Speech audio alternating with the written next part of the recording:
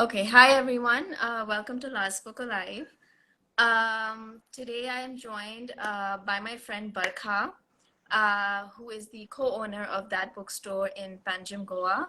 That bookstore is an independent bookstore, and I actually requested Barkha to read this book with me that was longlisted for the Bookerprize, and it's called Pearl.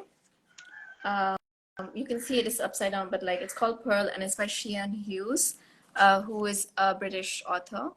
But before we get into the discussion, I'd like, Barkha, if you could introduce yourself and also just let us know a little bit more about that bookstore, please. Thank you, Meher.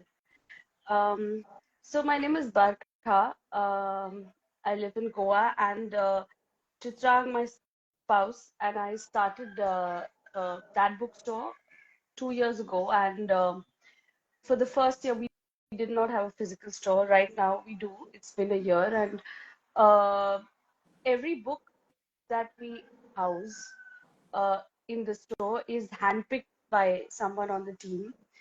We go through all the books that are available from our vendors, and we don't sell books at MRP. They're often books that have come through some library or have been through some damage. They all have their own stories apart from the stories that we read when we read them.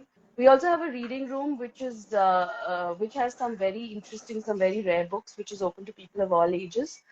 And Yeah, we ship all over the country. Our focus is picture books, using picture books to work with adults, making reading accessible to everyone. So yeah, that's me. Thank you so much for that, introduction. And I'd really recommend people check out that bookstore because their reading room is fabulous. I've been there in the reading room, just checking out their books once, and I wanted to buy them. But I was also very grateful that it's a reading room where people can come and access it whenever they want, and it becomes like a space for them to just, go and read. Also you also have events. That bookstore does have events also. So yeah, I mean, I think that one of the things is independent bookstores like that bookstore, like why it's so important to support independent bookstores is because they are not just about selling books, but also creating a reading public and a reading culture. And I think your bookstore really does that. And I've been really fortunate to find it. So I'd really recommend that people do visit that bookstore and experience it for themselves. Um, so yeah, so we should be. So I wanted to start the discussion, but what I usually do is before we get into it, I give a little bit of the plot, just a little bit, not too much, because we don't want to give spoilers, but just a little bit of the Yeah. plot, and then just a little bit of the context in which the book is kind of based. So should I'll just go do that and then turn it over to you. Um, so yeah, so basically in this book, Pearl, the main, by the way, lovely book cover, right? Yeah, We'll talk about, definitely. yeah, I want to ask you about that. But the main protagonist is Marianne, and she's 8 years old when she loses her mother. And she basically, to a certain extent, blames herself, can't make sense of it, feels abandoned. And this book is in writing this account of her mother. It's a way for her to make sense of what happened. And one of the cornerstones of this book is the are the fairy tales that her mother told her. And so the way that the chapters are structured is that there is actually at the beginning of each chapter there is there's this there's this, Yes, yes. which is kind of like reads like a children's poem or a part of a fairy tale, something like that. And actually, each chapter does talk about a fairy tale and ties it Yeah. into the book. Um, and yeah, so this is yeah, so this is the basic summary and the context of this book, the historical context. Actually, the writer herself mentions it's the 1970s. And just to give you an idea, like the 1970s, at that time, women in England still needed permission from a man to borrow money from the bank. There was unequal pay, jobs. I mean, there was unfair treatment in terms of job access for women. and marriage was still upheld as the ideal for women, like marriage, children, looking after the house was the main thing that was supposed to be what a woman should aspire to. And the Conservative Party was in power in England, and actually Thatcher came to power in 1979 when women's representation in the parliament declined. So this was actually this actually was after the 1960s, when there were all these movements that were challenging capitalism and patriarchy. So I think this was maybe like a fallback into tradition in some ways. Although there were movements even in the 1970s, there were movements that happened that were continued to challenge, but this was also an aspect. Maybe it was because of the Conservative Party. I don't know. And yeah, and also the other thing is I just watched a little bit of the interview that Sian gave at the Tata Lit Fest, which you sent me a link of. So just I just watched a little bit because I didn't want to get influenced by it, so I just watched a little bit. And in the beginning, actually, she said that she was influenced by this medieval poem called Pearl. So that was the 1970s, the historical context. And Shian actually, in an interview with Jerry Pinto at the Tata Lit Fest, she talked about like this medieval poem called Pearl, and how this novel was actually a response to it. And just for our audience, Pearl, I have not read it. It's a medieval English poem. I don't, Yeah. but basically it's about this father who loses his daughter, and he's trying to make sense of grief. And I think she drowns in a river, so Yeah. he's trying to cross over. And Pearl is a dialogue between the father and his lost daughter, who's telling him to accept her loss, and he just can't. And so that's basically the conversation. And this Shian said that this novel is a response Yeah. to that. So actually, now I wanted to turn it over to you, Barkha. What did you? I know that we've had small conversations here and there where you've told me how difficult it was, and when I started reading, I was like, oh my god, now I know why she thinks it's such a difficult read. I actually wrote that on page 35. I was like, now I know. But Barkha, what did you think of the novel? You know, it's very strange. Actually, I don't know if it's strange, but one of the primary reasons for me to pick up Pearl when we were having this conversation is the cover, the book cover. I looked at it and it spoke to me in some way. I looked at the image, I looked at the font. It wasn't trying to say too much.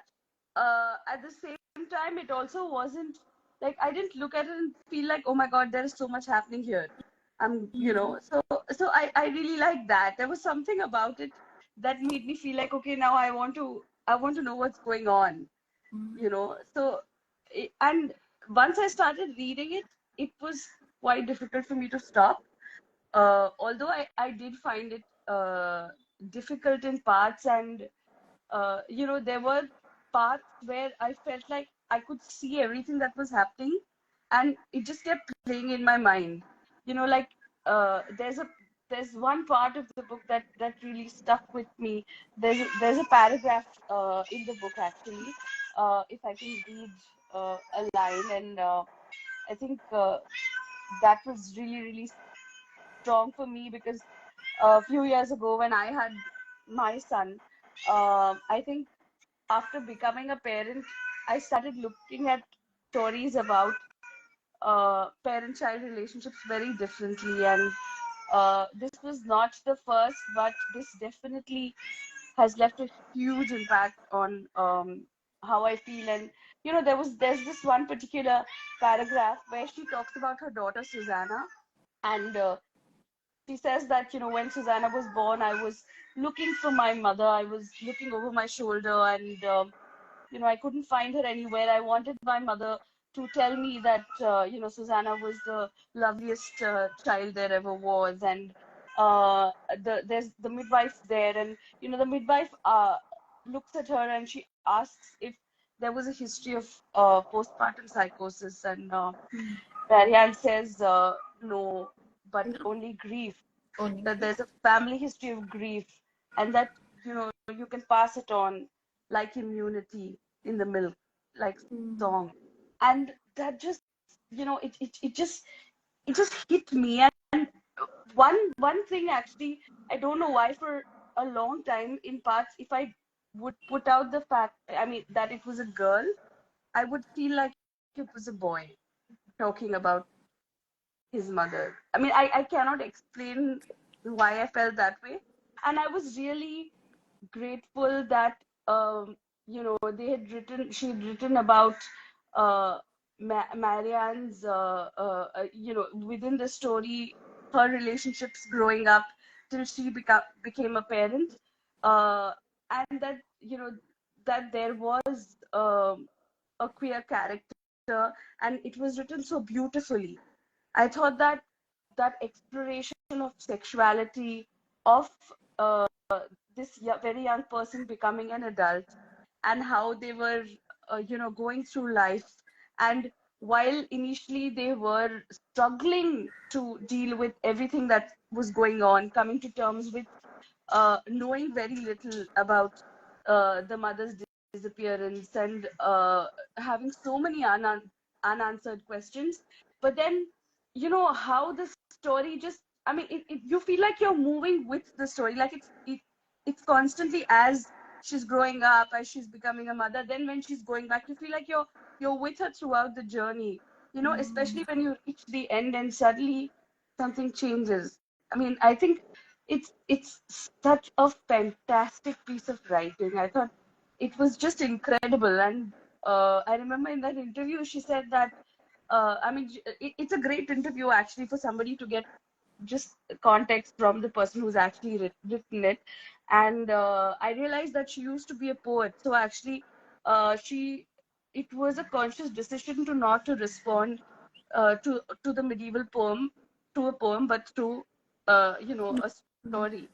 And so she took her time and she wrote this, and she kind of you know uh, took a lot of time to put the whole thing together. And she talks about how gradually she eliminates these characters, and finally these are the only characters that she's left with.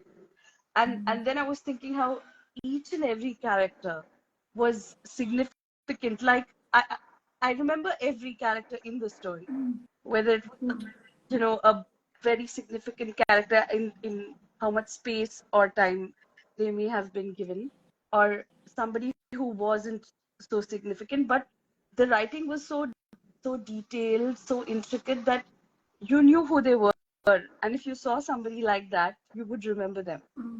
So I really liked that about So, my reading of this book was also difficult, uh, because it's not it's a brilliantly written book. I completely agree, but it's difficult to get through, in the sense that there are a lot of gut punching moments, and it's like I can't take it anymore. Like, give me like I need to move my body a little bit. So actually, the way that I felt in my body, like, I really did have to take a break from time to time from this book and walk around.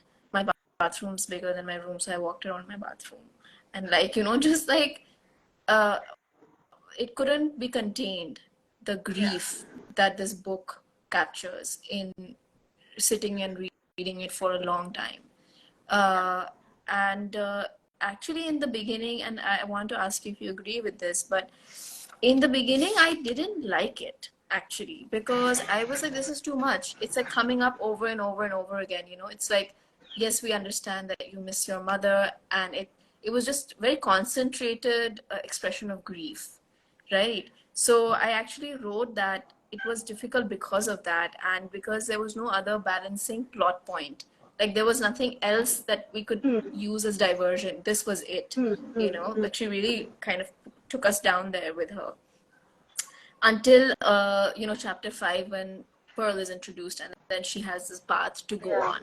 But before chapter 5, it was chaos in her mind, and we did that. So I actually felt that it needed a little bit of better pacing, and sometimes the writing could have been a bit more spare. Like, it maybe at times I felt things were a little bit more overstated than they Hmm, needed to hmm. be. Like, I could have understood it without it having. Yeah. But do you agree with this, or what is your take on it? How did you actually first? I want to know how it felt in your physical experience of reading this book. What was it, and whether you then agree with what I've said. You know, so I've been trying to read a lot on grief, on relationships, especially mother-daughter or mother-son, or just being a parent. And I feel like they, it may seem, like you said, a little chaotic or, you know, over explaining, Yeah. but I feel like sometimes that's really how it feels like in the head, you know, uh, because it very in some way, for at least for me, it I felt very similarly when I read The School for Good Mothers, which was Jessamine Chan's debut, Mm. I think 2 years ago, and my son was just over 2 years old, I think, at that point, and that was a much bigger book, much heavier book, and I had no idea what I was getting into, and it was really, really difficult. But the things that it said, it I felt everything, in my body that I read, of about the mother, what she was dealing with. So even when I was reading Pearl, I was I could see both sides, you know, all the sides, so to say, of when there's the mother, when she's thinking about her mother, then when she's had a child, when she is the child, when the mother is the child, like when the when she's, because there were these versions with version changes, right? Sorry, I missed what you just said. There were versions of what? So the same incident, because it was so long ago, Mm. into the memory is also kind of Yeah. evolving, changing, or Yeah. disappearing. So that is something that I feel I could completely relate to. I mean, that happens so much, Yeah. and very to be honest, one of the reasons that I kept reading it is because after I read this paragraph and I was thinking about postpartum depression, I was thinking about the kind of things that new mothers or mothers struggle with, and don't talk about till the very Mm. end. These kind of books really, really, you know, uh, put it out there and make it accessible for everybody else, to understand, to read, and to know what it feels like in that person's head. That's how they feel all the time. Mm.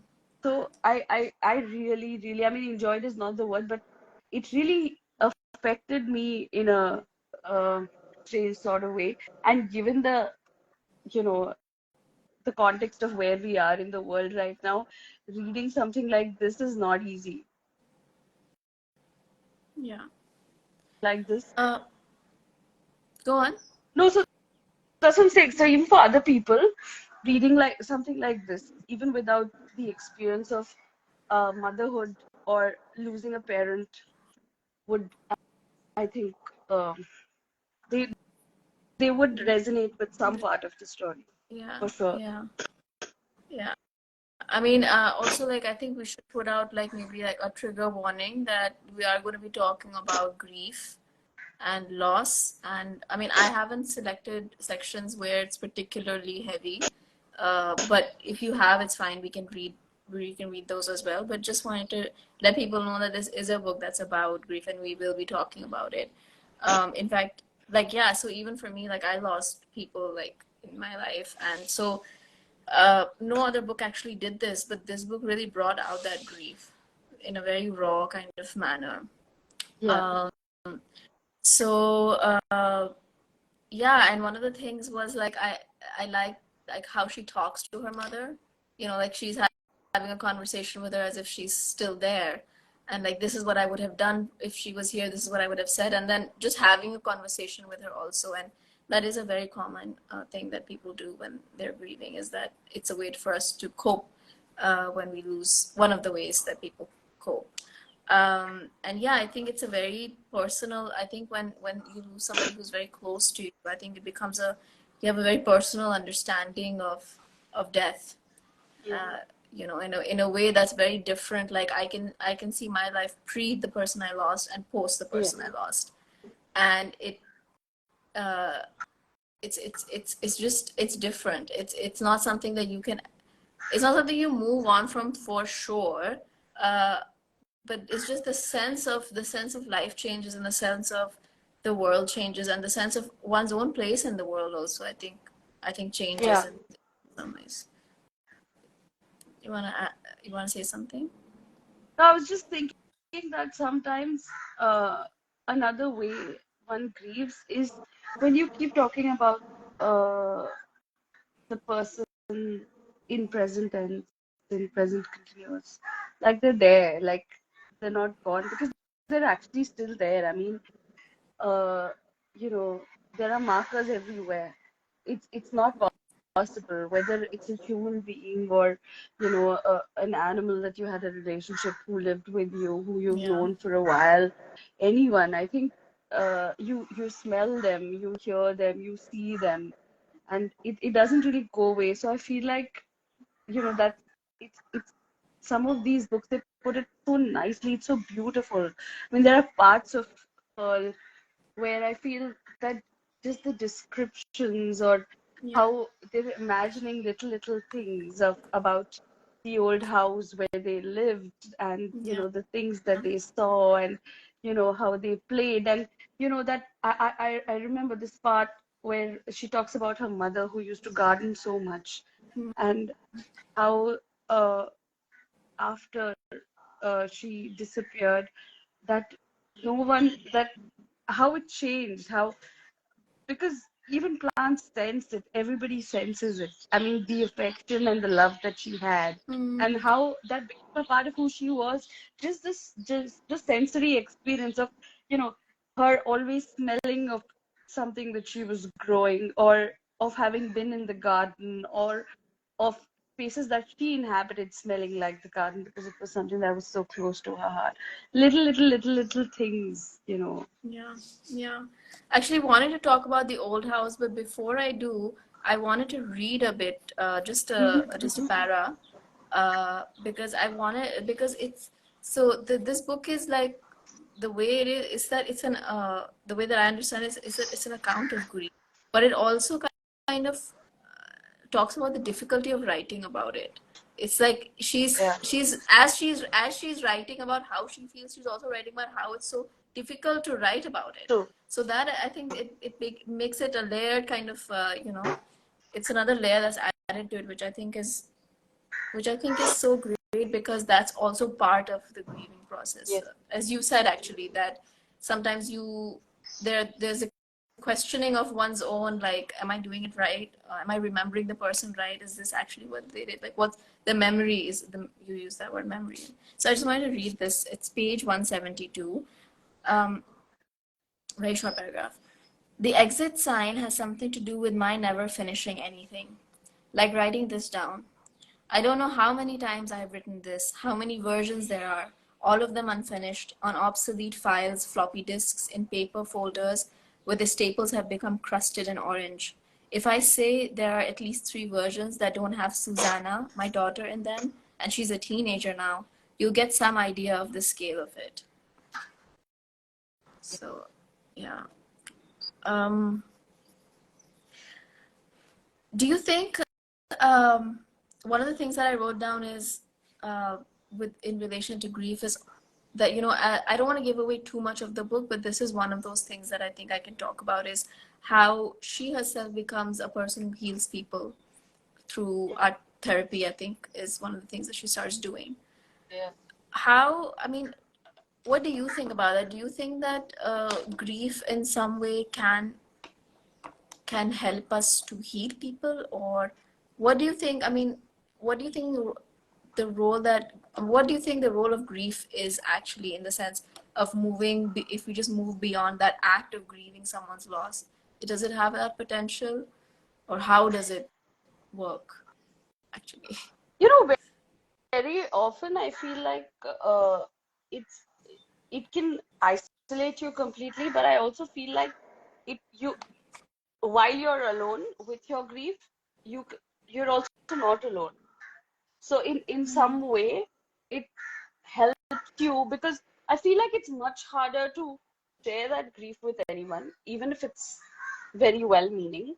So till I'm not ready to do this differently, you know, I have to keep doing it the way I'm most comfortable doing it. And that is mostly not possible if there's another person. You know, when you're by yourself, you understand that there are no explanations. There are no, you must grieve a certain way or you mustn't grieve a certain way. They'll feel bad that you're doing so badly. But I am doing bad, you know. Or you, why are you not grieving? You should grieve a little more. But my grieving doesn't have to be public. I can grieve in my own way. And I can use that as my strength to either support someone else or to just support myself, which is much harder because we don't know how to be kind to ourselves. Yeah, yeah. I'm so glad that you said that, because that is something, like, you remember when she meets that old gypsy woman in the caravan? Should I read that bit? I just Yeah. That part where she like kind of realizes, actually that was connected to something else that I oh yeah, actually, yeah, before I read that, I wanted to just so this what I'm about to read, and what Barkha talked about just now, that we're not really, we don't look at ourselves with such kind eyes a lot of the times, and that makes it sometimes harder. This is in the chapter called "The Owl Was a Baker's Daughter." And just wanted to, one thing I noticed is that a lot of the, even the titles of the chapter are part of, either they are stories themselves, like Mm, Charlotte's Web, mm, or this, mm. "The Owl Yeah. Was a Baker's Daughter" is actually something that Ophelia says in Hamlet. Mm, mm. And Yeah. it's basically like, it's a line from Hamlet, and she says, and the meaning is basically that appearances can be deceiving.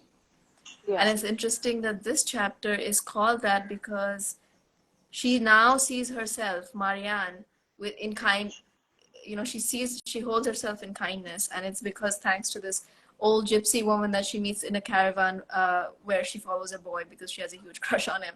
And in the end, she ends up in this company, in the great company of women who are cooking and taking care of children and all of that. And there's this old gypsy woman who holds Marianne's hand. And so this is the bit, between the interaction between them. The old gypsy woman said, "See, the boy found this sweet girl to have one of our pups.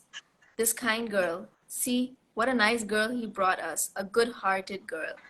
See how she holds my hand, smiles at the babies. God love her." I had not been called sweet or nice or good for such a long time. Perhaps it had been my mother who said it, all those words about me, a lifetime, a world, a universe ago. Perhaps they are words that only mothers say. Or perhaps these women saw something in me everyone else had long forgotten. Because they were purely mother, grandmother, and saw me as purely girl, nothing more complicated. Yeah. So, You know, I really like that it touches upon so many things that as women we experience through our lives, whether it's responding to your first crush, how you behave, do you have the language to, yeah, articulate it, or do you even know how to uh, understand what you're feeling and how you share it with your friends, the innocence of it and little things where you realize that I know this has been through this, then feeling like, oh, I know what I want and I want to rebel and I don't want to listen. And, you know, all the things that we kind of go through in our lives till we reach a point where we feel that we're a little more comfortable in our own skin, in being who we are. But sometimes it takes a lifetime. And it even does. a lifetime isn't enough because the damage is done. Yeah. So I really like that mothers in these books are are also flawed, are also are not you know are not characters that are really difficult. The standards are so high that one doesn't know where to begin. I like that this is so real, that whether it's the response of the father and how he's dealing with it, because he's while he's such an important part of the story, he's constantly in the background. Mm-hmm. But even while he's in the background, you know how he's responding, what he's doing, what he's saying, what he's experiencing, and how she's responding to it, and how that has shaped who she is. So Yeah. it's he's not picture perfect also. Nobody is. And I really like that, because you cannot be. And if you are, you really don't know who you are. So I mean that's why I really like this kind of writing. This recently I think I've been reading stories with characters who feel so real that it makes me less scared as an Mm-hmm. adult. Makes me less scared as a parent, as a woman. It makes me feel like it's all right. Yeah. So I think that's one thing that the book really did for me. Yeah. Yeah, the character, I mean, I like you mentioned the father because that's one of the relationships that I really loved. And the fact that she calls him Edward. So when she actually started, like she suddenly went from father to Edward. I was like, who is this Edward? And then I was like, oh, maybe there's some trauma there. That's why she doesn't call him father. But then I realized that maybe it's that she actually sees him as a person as opposed to a parent. Like the pedestal is gone and she's just looking at him as a human Yes. being. And their relationship is, I mean, yeah, I mean it's envious really. I mean it's wonderful. The way that um yeah, he she sees him at a very human level, but he also sees her at a very Yeah. human level. Like True. the way that he deals with her, it's like he sees her and her grief Yeah. and then copes with her his own life. So I really like that. And also like you, I also like the fact that the mother is not a very like perfect character. Like there are times when she's also cruel to the child. Like there's this one time where there's a story about the changeling and Mm. how the story is that the changeling, I think it's some fairies who've brought the child, they've switched their child for the mother's child, they've taken the mother's child, and the mother is left caring for this fairy's child, and she's scared Yeah. because she has to look after the child because Yeah. she's scared the child's going to get damaged. And the daughter's like, what happens next? And the mother's like, I don't know. Like there's no conclusion. And I was like, that is so Yeah. scarring, man. So Yeah. Yeah. I don't know. But yeah, and the mother's character, I really it's like she's almost there. She's like almost there, but beyond your grasp. That's how I Yeah. felt. Like I almost felt like I could touch her, but I couldn't. She's gone. Yeah. It's yeah, it's and very childlike. She's also very playful, you Yeah. know. And I felt like that's how I don't know. Like sometimes like that's how maybe mothers are when people are not watching or telling them to be good mothers, you know what I mean, like just being a very like engaging kind of person to Yeah. be with around the Yeah. child, Yeah. not like a mother, you know.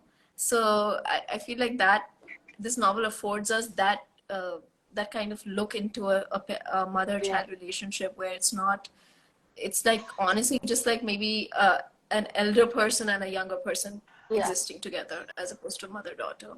True.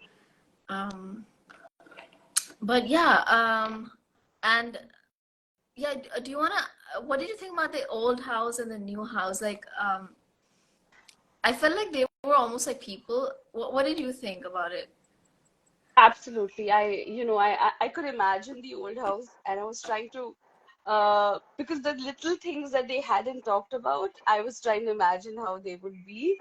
Mm, Uh, you know, uh, Maybe exact colors, or what the tiles look like, or how big was the tree, and little things that I thought I had missed while I was reading, but I could completely see, what she was talking about when she talked about the old house, and it seemed very real. So, in the interview, she said, so in this big house now, there, she'd made three, four siblings, and she said, later she realized that every room, you don't have to fill the rooms with characters. And so it's very interesting, maybe, the how she gradually gets to the point. But then I realized that even though there was very few people in the house, it it didn't feel empty. When they lived there, Mm. when they were happy, Yeah. it felt like Yeah. that. And otherwise, I felt like the grief sort of, lived with them in the house. Yeah. The pain was like this huge elephant. It was there, at all times, and it it, it didn't feel like grief was an entire person, Mm. and it had a character of its own. And from being very, very difficult and painful, I think it morphed itself into being strength and power. And, I mean, it's just beautiful how the story moves, Yeah. So it's between things that are gray and times when you actually don't remember details and you're wondering what happened, to times when you remember a little something and it makes you so happy, or so many things. But in all of that, the grief just kind of wants. Yeah, you were saying in all of this grief constantly, were you saying moves? Yeah, it's a part. It's a real person. It's like a person. It's there. Whatever's Mm. happening, grief is kind of with you in it. Yeah. Um, I didn't have any more, but any more questions per se for you. But like, I did want to ask you, like, you mentioned this book called The School of Good Mothers. Uh, do you, can you tell me like how um, that connected with you? Talked a little bit about it, but could you tell me if you were to compare these two? Can you compare these two books, or what is the connection between them? So, School for Good Mothers is about a young mother who loses custody of her child because oh, she's overworked and underpaid and struggling. And as a single parent, the state takes her away. And the whole story is about, among other things, her all these conversations that she's having with the child in her head, and uh, conversations that she's having with the world, trying to constantly justify, whereas to the child doesn't need any justification. But why I mention it is because I see in both of these stories that how we put so much pressure and weight on a mother, and how motherhood, while it should be beautiful, can be so crippling and so difficult. But we're constantly telling people, oh, you should be able to do this just because you have a child automatically. And that doesn't happen. When I read The School for Good Mothers, it kind of made me realize that it's possible. I mean, I can do all these very problematic things, or what might seem problematic to everybody else. But at the end of the day, I'm human and there's no manual.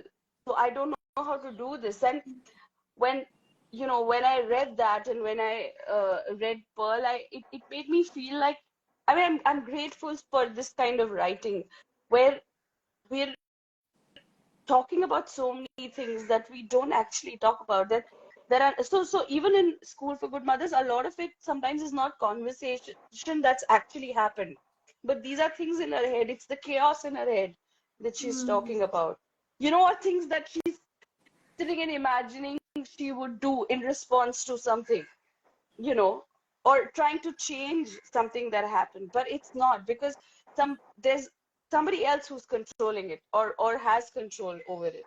So Mm.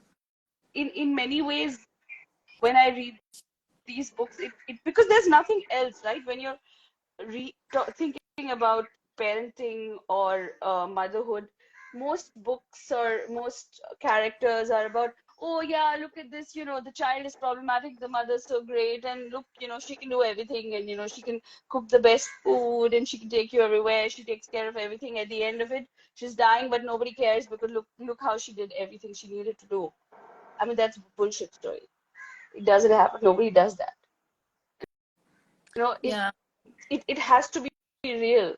There has to yeah, be yeah, some, semblance of reality of our experiences. And I yeah, mean, while none of this is in the Indian context, I still feel that in so many ways I resonate with yeah, characters. And I know that, I mean, there was a lot of praise for Jasmine Chan's book. And while it's a really difficult read, I feel like it's so important to read books like that. yeah. Yeah, what you actually said reminded me of this comedian who said, like, who just kind of made this, I don't know the name of the comedian, I forgot, but it was just a bit that came. And it's just that, the idea of a good woman is how much she's willing to sacrifice of herself. That's still held up as the ideal. So she was like, Absolutely. so there's Kathy with like yogurt on her t-shirt, standing quietly in the corner, and she's the supposedly, she's seen, Right. oh look, she's so good. Like, you know what I mean? Like, um, I want to shift it to this. This is just one of the last points that I wanted to ask you about, but we can continue this. The use of fairy tales. Um, Mm. what did you think about that? Like when you read it and you saw that there's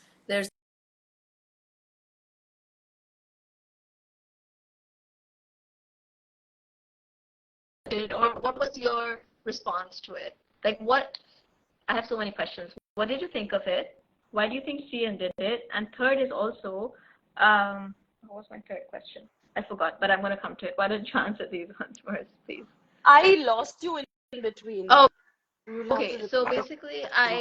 I was talking about the fact that the fairy tales are woven into the narrative. So I wanted Yes. to know uh, what you thought of it and why you think the writer does that. I mean, your conjecture, basically. I was thinking about it. I'm not sure. I really don't know. And I think I'll have to go back to the context of the specific fairy tales, and even this context of the poem, to get a little sense, because honestly I had not read Pearl till I read the book, and then I looked it up and I found Pearl and writings about Pearl, but I realized that it's going to require a little more effort to read some of these things, because if I don't know the context, it doesn't mean anything. So I'm not very sure how if I don't have So a I very want I want to informed ask the question in another way. Actually, this is hmm, how I actually started thinking about asking you this. You have actually also spoken about fairy tales in other posts that you, in very recent post. I don't remember the whole thing, but you talked about fairy tales. And what I wanted to ask you is actually, what have fairy tales meant for you growing up or whatever? Like, what is your relationship with such stories that maybe you read as a child or even now you read them? Your wonderful bookstore is full of such stories. So what is their place? What place do they have in your life? you know there's this very popular thing that Neil Gaiman said about Hmm. fairy tales, that fairy tales don't just tell you that there are dragons, but that they can be slayed. Um, I'm not saying it correctly, but that's what he was saying. Yeah, And I remember. Yeah. there's something like that. But for me, fairy tales or picture books, stories which have all this imaginary world, are about hope.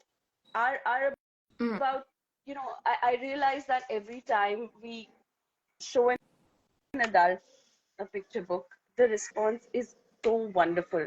The Pearl uses a lot of fairy tales that are woven into the narrative. So what I wanted to know was from you, for you, what place do fairy tales have or have played in your life and in your work?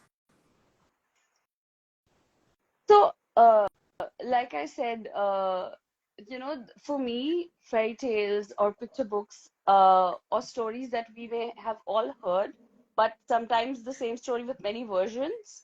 Our stories about hope and change. And to be honest, I think fairy tales I read very late. So I was saying that for me, fairy tales are about hope and change. And a lot of the fairy tales or versions of fairy tales I may have read were as adults. And like you said, a lot of our work is around that. One thing that we actively do, because very often fairy tales can also be very problematic Hmm. and stereotype and um, do things they shouldn't be doing. Like, there are these various versions of how the wolf is not interested in killing other people, or that the bear is not scary, and there are versions of how the three little pigs were not as innocent as they seemed. You know, Hmm. um, there are many versions of all of these books. There's David Weisner, there's Helen Oxenbury, there are a couple of other people. If you go back and if you read Cinderella's and Red Riding Hood's initial versions, are really scary and dark. And if you read Grimm's fairy tales and how they came into being and how we've nicely sanitized all of Hmm. these books, I mean, it's really stuff that isn't meant for children or anybody for that matter. I mean, in their It's right minds. But I yeah, I enjoyed mean, it, but yeah. But having said that, I think I had a I really really I loved the Grimm's fairy tales. I yeah. just ate it up. Yeah, having said that, I do consume a lot of very dark writing Yeah. and stories. But yeah, I think the other thing that they do is, in a community where everybody doesn't read a lot, it's those 5, 6 fairy tales that everybody's read. So Hmm. that's also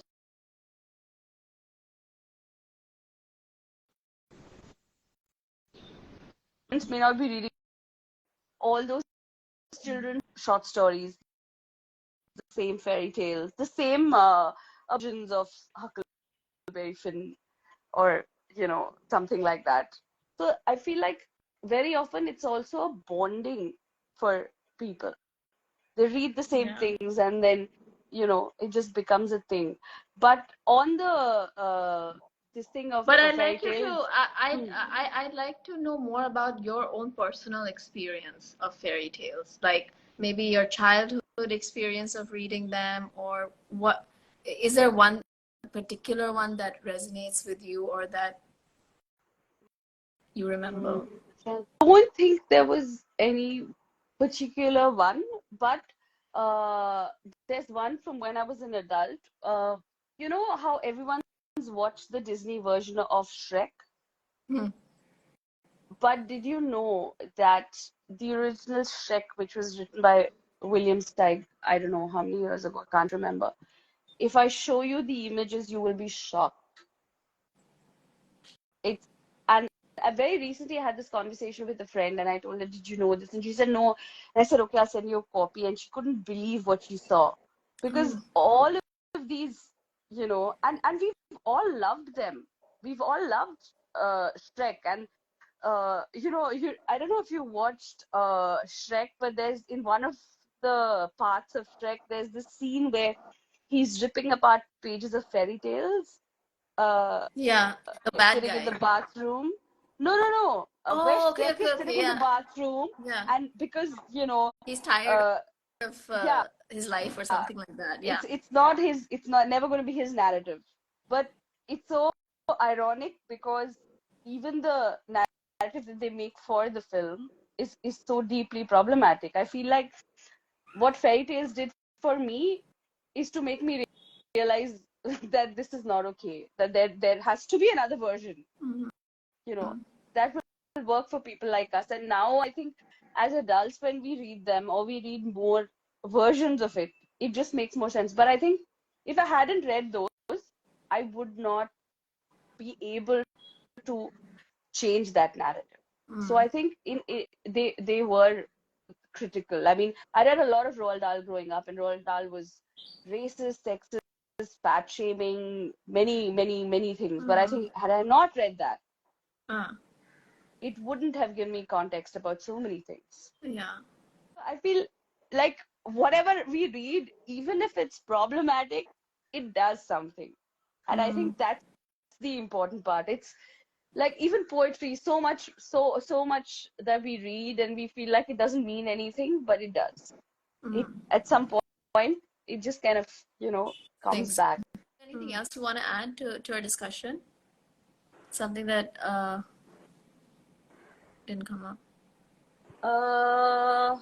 Not really, but I want to show you the cover of School for Good Mothers. 1 second. Yes, please. So this is the School for Good Mothers. And Yeah. I mean, it's really, really provocative. It's difficult, but hats off to Jessamine Jan, and hats off to Pearl. I mean, it's really. Yeah. Do you have a favorite passage that you'd like to read, or anything that you underline that you want to read from Pearl? I did. I shouldn't say favorite, but the one that I read, not entirely, but grief. It's marked. I have it marked because it's really kind of it stayed with me, and it's really something. There's actually another one that I could read, which also I really liked. There's so many, There are many, whichever one. but there. The sensory, I like it when I can imagine everything, what it smells like, what it sounds like, what it feels like. Okay. So, chapter 3, it begins with this paragraph. Actually, there are 2 very short paragraphs. It says, the one place where I can picture my mother clearly and be absolutely sure it is an image from my own mind is in the orchard. She's sitting under one of the apple trees for shade, which is very sharp around her. So I know it is summer. One of the kitchen chairs is tucked under a tree, and next to it is her red and gold raffia sewing basket. She's sewing name tapes onto grey school uniforms. Spying on her from in the plant is a kind of spurge. The seed pods warm up and tighten and thin in the sun until they pop, sending the seeds out in a shower. I am racing 2 of them. Them now, betting on the one next to me to be the first. You can see the host just like it's happening. It's happening in present tense. You're like there. Yeah. Sorry. Yeah. So anything else you want to read? No, but I do want to say that she has this amazing poetry collection called Missing, which was published much before Pearl. I only found out that she was very well accomplished and long-term poet after the interview. I didn't know anything about her poetry till then. Yeah, I didn't know that either. And there's something there, about her writing which reads like poetry. It does. Yeah? It does. Definitely. Yeah, I agree completely. Yeah. I mean, everything's so descriptive in her writing. I think that probably comes from her having been a poet. Yeah. It's not lyrical, but it's very descriptive. It is descriptive. And the sense of place, like the old house. I mean, I can understand why they mourned for it, right? And why we feel like it's a person is because of the way that she just describes it, every nook and corner.